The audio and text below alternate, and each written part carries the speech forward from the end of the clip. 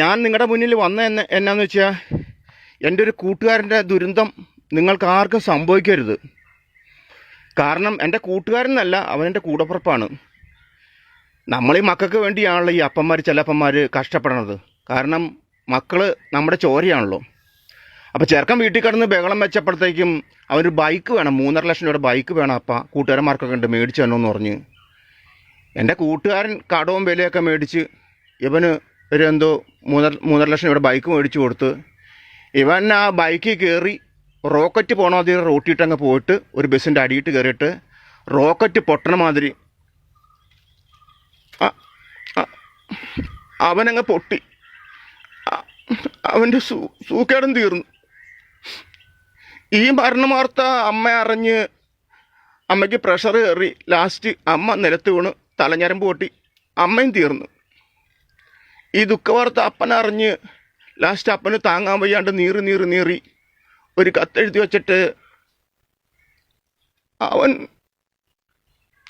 ആത്മഹത്യ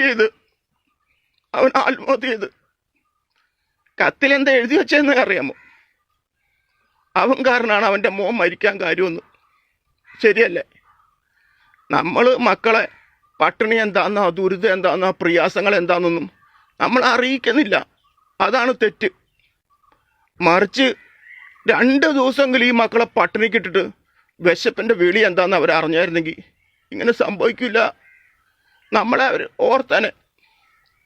നമ്മൾ ഈ കുടുംബം നോക്കണ അപ്പന്മാരൊക്കെ കാണപ്പെട്ട ദൈവമാണ്. അമ്മ മക്കളെ പഠിപ്പിക്കണമെന്നേ. അങ്ങനെയൊക്കെ വന്നായിരുന്നെങ്കിൽ ഒന്നും സംഭവിക്കില്ല.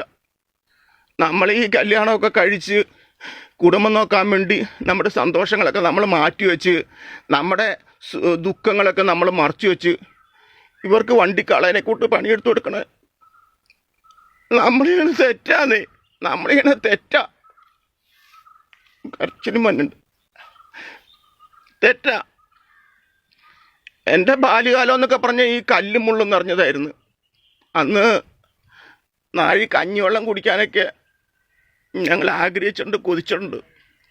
അന്ന് ഞങ്ങൾ വിശപ്പ് അടക്കണ എന്നാന്ന് വെച്ച് കഴിഞ്ഞാൽ ചക്ക, മാങ്ങ, കപ്പ, ആഞ്ഞിലിപ്പഴം, കൊട്ടങ്ങാപ്പഴമൊക്കെ വയറ് നിറച്ച് നിന്ന് വെള്ളവും കുടിച്ചാണ് വിശപ്പ് മാറ്റണത്. അന്ന് ഞങ്ങളുടെ പെരെ കോലപ്പരയാട്ടോ. എന്ന് വെച്ചാൽ മഴ പെയ്ത് കഴിഞ്ഞാൽ വെള്ളം മുഴുവൻ അകത്ത് വീഴും. അത്രയ്ക്ക് ചോർച്ച.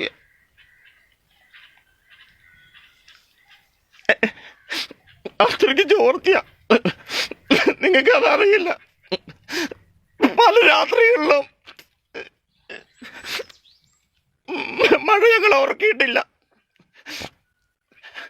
ഞങ്ങളുടെ ദുരിതങ്ങളും ദുഃഖങ്ങളൊന്നും നിങ്ങൾക്ക് വരണ്ടാന്ന് വിചാരിച്ചാണ് നിങ്ങൾക്ക് വേണ്ടി കഷ്ടപ്പെട്ടത്. പക്ഷെ നിങ്ങളറിയില്ലല്ലോ, നിങ്ങളൊന്നും അറിയണില്ല. നിങ്ങൾ നിങ്ങളുടെ സുഖങ്ങൾ മാത്രമേ അറിയുള്ളൂ.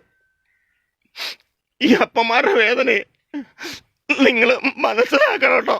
നിങ്ങൾ മനസ്സിലാക്കണം. അതെനിക്ക് പറയാനുള്ളത്.